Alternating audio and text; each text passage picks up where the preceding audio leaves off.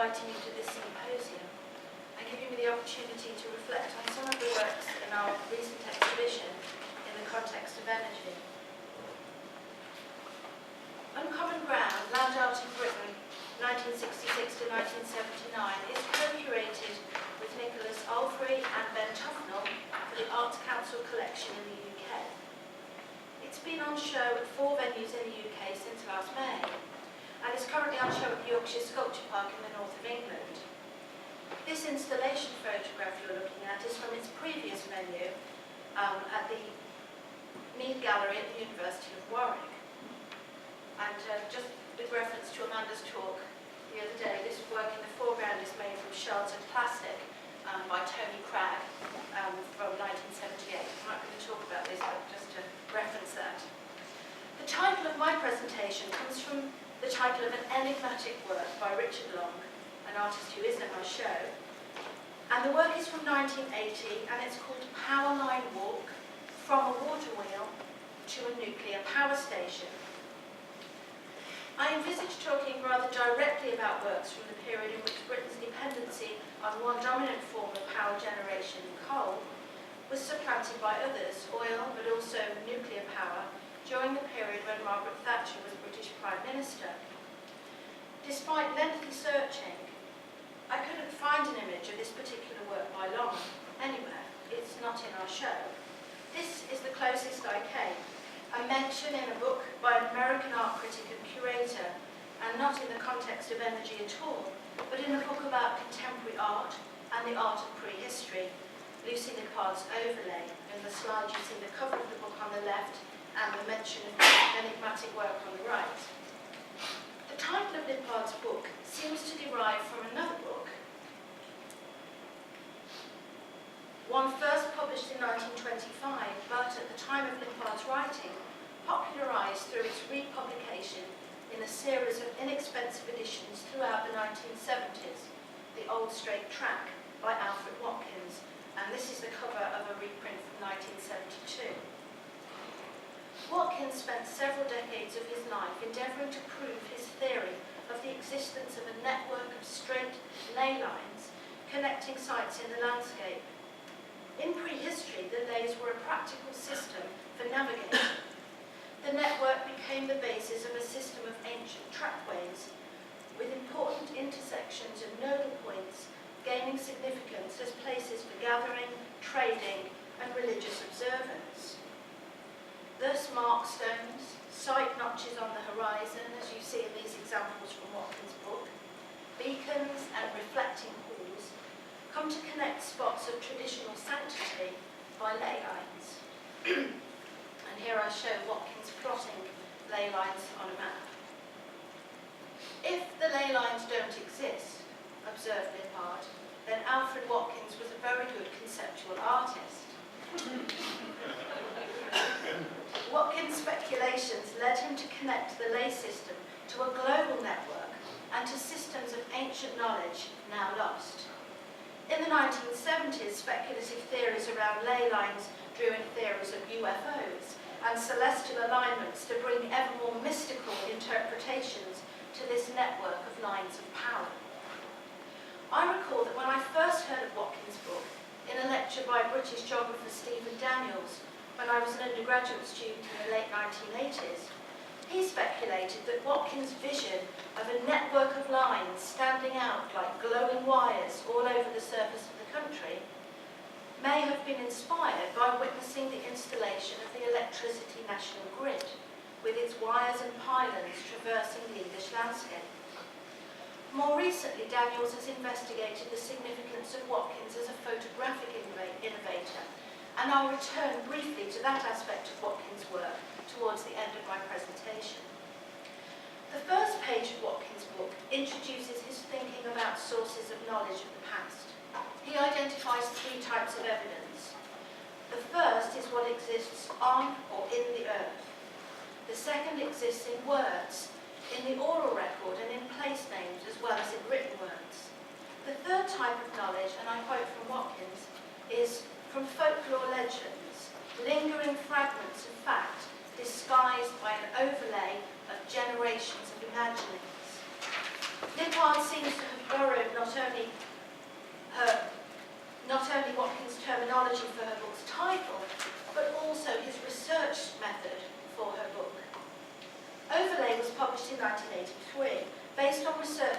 1977, when Lippard was escaping from the New York art world, living for a year on Dartmoor in southern England. This period more or less frames the artworks I'm discussing today.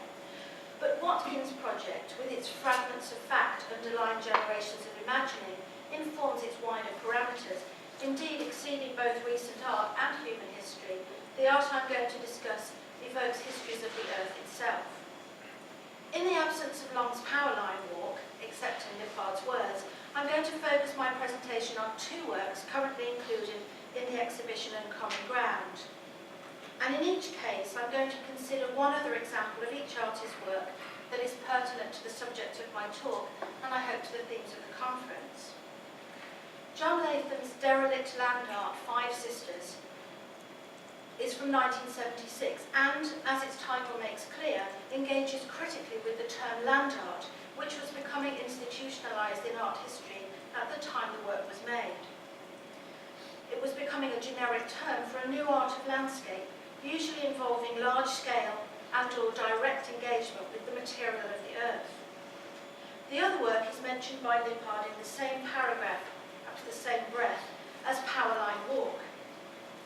Windmill Hill to Coalbrookdale, a 113-mile walk in 3 days, from Windmill Hill to Coalbrookdale, Wiltshire to Shropshire, England 1979.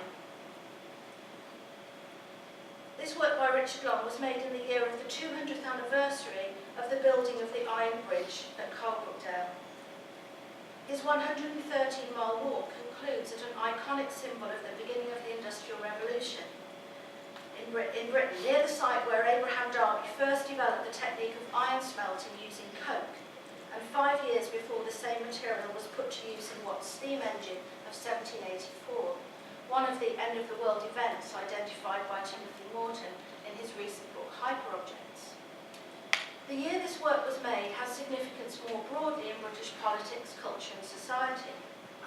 1979 was the last really severely cold winter of the 20th century in Britain. It became known as the Winter of Discontent, not only for the chill in the weather, but also for the frozen industrial relations and strikes that are often seen as a major factor in Margaret Thatcher's successful election campaign in 1979. She became Prime Minister in May. There's snow on the ground in Long's photographs. There was snow on the ground in southern England even as late as May in that year, but I suspect that this work was made somewhat earlier in the year, in the early months of 1979, against a backdrop of industrial discontent, power cuts, and some fantastic music. Windmill Hill to Coalbrookdale combines a number of forms seen in Long's oeuvre. A walk that is relatively demanding physically. The 113 miles in 3 days of Windmill Hill to Coalbrookdale is quite a trek, in snowy conditions even more so. And also photography and words. In the gallery, it's shown as 2 framed works. At install in Warwick, the technician observed an intriguing material fact about the work, that the frame on the bridge image on the right is very slightly bowed at the top, echoing the curve of the bridge. Archaeological excavations of Windmill Hill in the 1920s were revelatory about the first cultivators of the British landscape, revising estimates of how early that process began. At that time, in the 1920s, Windmill Hill also had a brush with more recent technology. It was saved from Marconi, the wireless pioneers, who planned to build a relay station on its summit. Instead, it was acquired by Alexander Keeler and extensively excavated. Recall then the glowing wires of Watkins' description of his discovery of ley lines. Might these wireless lines also be the invisible power lines of wireless transmission, more overlays? Like Watkins, Long's engagement with the landscape is an intimate study in the topography and scenography of the British landscape, using maps, photography and direct experience of the terrain, on foot and by various forms of transportation. This particular work tells us little of the intervening journey between these 2 sites, but rather brings them into sharp juxtaposition. He brings together the historically remote, evidence of the first permanent changes in the landscape, and the recent anniversary and increasing popularity of industrial archaeology, or a contemporary. All can now be seen as evoking world-ending events in the Anthropocene, a terminology Long could not have used about their connection in 1979, but one in which his work can now be seen to resonate. The work's prescience comes from its contemporaneity, rather than its desire to be topical. It is marked by its autonomy as a work of art made at a particular moment, rather than its commitment to a particular cause or subject. Indeed, one of its subjects is always himself. There's often a personal and biographical dimension to Long's work, an intimate connection to the landscape. In this work, from 1982, a 3-day bicycle ride, presented as a text work, we read of the different registers from the familial to the cosmic. And from the slide, just to point out for Marina, it has a mention here of Heathrow Airport. Long described it in an interview in 1985 as, and I quote, a combination of things along the route and also more subjective ideas. He gave an extended description of this work in an interview which concludes, this is the interview from 1985, I quote, Silbury Hill is very old. It is the largest man-made earthwork in Europe. I think it's one of the biggest earth pyramids. On the same road, I passed Aldermaston in the morning, which is a very powerful and symbolic place, because that's where they designed missiles which could blow the world up. And Silbury Hill is a place which, for people living in England 1,000 years ago, was the most powerful village site for reasons that have been lost. So, in the same day in 1982, I passed these two places which are very powerful in different ways, known and unknown. 316 miles is just the amount of miles, and family, well, I cycled back home. I started from where I was born and ended up where I'm living. Time, distance, memory, history, and what the land is made of. Places you pass, strangers you meet, the friends you stay with. It's actually a very dense work. This explicitness is perhaps untypical of Long's work generally. He actually says this is untypical of my work 3 times in the interview, but it's perhaps more revelatory of its context. John Latham's work came out of a perhaps more committed endeavour, though nonetheless one in which the artist was operating as an artist in a governmental department. It's one outcome of the artist's employment as an incidental person in the Scottish office under the auspices of the Artist Placement Group. Latham was a founder member of this group along with his wife Barbara Staveni. It was a kind of artist-in-residence programme set up to facilitate the placement of artists in various industrial, commercial and governmental situations in the UK. The Five Sisters are landmarks visible from the motorway between Edinburgh and Glasgow. Known locally as Bings, they are the detritus of oil shale production. And this is an image of how they were made. By the time of Latham's placement, this was a sign of derelict industry, as well as becoming a site of derelict land art. Latham proposed preserving the Bings as monuments, but also the construction of 2 80-foot-high book reliefs to be placed atop the Bings in locations he named the heart and the solar plexus. This slide shows one of a series of models he made for the project which incorporate books. Latham saw books as symbols of established knowledge. He often treated them in ways that drew strong reactions, such as burning towers of them. These were known as Scoob towers, and I'm showing an image here. So Scoob is book spelled backwards.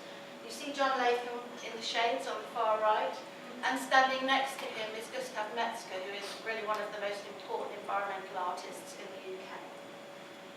This particular example of book destruction, I'm showing a cat of 5 sisters at the top of this image, is rather more benign. Ultimately, some of the Bings have survived, and these are my photographs from my visit there in 2008. They haven't survived as works of art, as Latham proposed, but as sites of special scientific interest, on account of the resurgence of rare flora and fauna on their banks, rather like the blue butterflies in Marina's talk. They have also become a kind of personal memorial to Latham. The site overlooked and being photographed by Latham himself in this image in around 1988 is a bing that Latham called the Heart. It's now the location where his ashes were scattered by his friends after his death in 2006. Staveni and Latham were wary of using the term artist in connection with the artist placement group, suspecting the expectations that might be loaded onto that designation. The incidental person was intended to work in the industry, department or company as an artist, not as PR for the company or simply to decorate the workplace. The process was supported by key figures in British industry and politics, but it was not always well understood by the industries approached. Prior to the Scottish office placement, Latham tried to organise a placement with the National Coal Board. Despite lengthy negotiations in the period 1969 to 70, Latham was unable to reach an agreement of how he could interact directly with the coal industry. And instead, the National Coal Board gave Latham some very modest funding for a film, representing then a much more conventional form of artistic sponsorship. But the resultant film is intriguing. It's called Earth, and it's from 1971. It's the reverse of a journey that Latham, along with millions of other television viewers, had witnessed at the end of the 1960s, the journey from the Earth to the Moon. The film Earth depicts a journey from the Moon to the Earth, and opens with a brief glimpse of the Moon, as you see here. Darkness then ensues. And indeed, darkness persists through much of the film's 25 minutes viewing time. If you imagine, for quite a long period of the 25 minutes, you're just sitting in a dark room looking at a blank screen. Every now and again, still images flash up out of the darkness.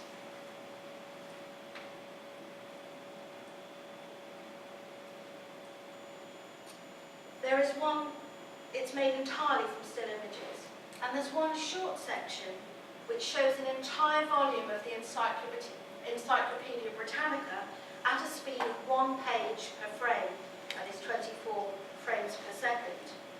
It's visible here then in stills, but at normal running speed in the film, it's registered rather as subliminal images. Whereas in the Scoob Towers, knowledge is destroyed by burning, here it's erased through time, speeded up. The film also has a soundtrack, or rather a voiceover, a countdown from millions of years down to 1 second in German. Latham's larger subject in all of his work is time. He devoted much of his working life to elaborating a time-based theory of existence and debating it with often bemused scientists and artists. His notions include the idea of the least event and of flat time. Latham's film, as literalised in its title by the removal of the A, is an earth without art, and perhaps an earth without human life either. There's just a momentary glimpse of human life on the Earth's surface towards the end of the film, seconds before viewers are plunged back into darkness. Latham's film takes us from the cosmic to the chthonic, and it's fitting here in Houston, Mission Control, a reminder that the process that began extracting power from the Earth, eventually propelling man into space, also comes back down to Earth. It provides a link from the chthonic realms, relating energy stored for millions of years in the Earth to a cosmic mission, the beginning of an interplanetary ley line, perhaps. Latham's Earth photo montage of 1975 is a collage made from the photographs he used in the making of the 1971 film, a still version then of the film. Here we can see a little more clearly, and I'll do a close-up, the human figure that features towards the end of the film, a man standing on Earth with a stick or possibly a shovel in hand. Dark Earth in the foreground, cracked Earth in the background, perhaps a miner, or the figure of a last man.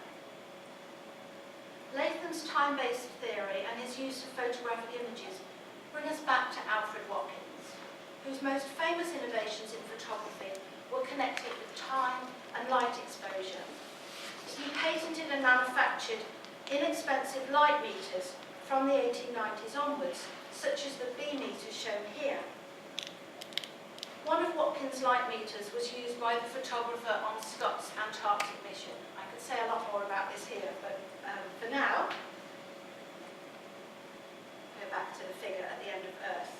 I began there with an image I couldn't find of a work by Richard Long, Powerline Walk, and it's mentioned in a book about contemporary art and prehistory, informed, and I think named after an idea by Alfred Watkins.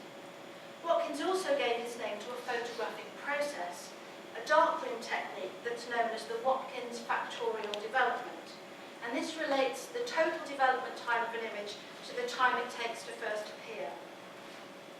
So say it takes 20 minutes to first appear, a Watkins factor of 3 would mean it takes 60 seconds fully to emerge. The works I've talked about, images take some time to develop fully, often many multiples of the time they take to first emerge. The works I've talked about are artworks that anticipate our present moment in the Anthropocene, caught in some of its emergences as image. Finally, I'm going to conclude with a Texas postscript. My final images are from my recent trip, planned by our amazing co-organiser Karen Pincus. Last week we travelled to American artist Robert Smithson's final earthwork, Amarillo Ramp.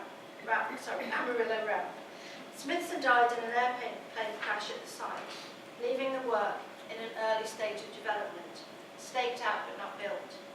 It was completed to his plan by his wife and friends immediately after his death, but only very recently further developed with the addition of the power lines here in the background, so an inadvertent addition. These are power lines that take wind power into the national grid, and we were reminded yesterday in Catherine's talk how significant wind power is now in Texas. 38% of Texas's energy came from wind power the week before our trip. The power lines are like a kind of overdrawing, interlacing Smithson's initial staking out of the work with our present.